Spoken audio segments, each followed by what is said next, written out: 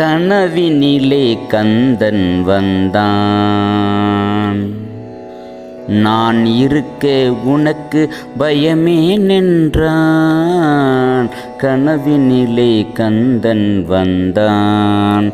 நான் இருக்க உனக்கு பயமே நின்றான். என்னை நினைந்து நீ வணங்கிடும்போது உன்னுள் நான் வருவேன் என்றான் கந்தன். உனக்குள் நான் வருவேன் என்றான் கந்தன். நடப்பது எல்லாம் நடராஜன் செயலென்றான். அதிலே நன்மை மட்டும் உன்னை வந்து சேரும் என்றான் கந்தன். கவலையில்லா பேரின்ப பெருவாழ்வு உன்னை வந்து சேரும் என்றான்.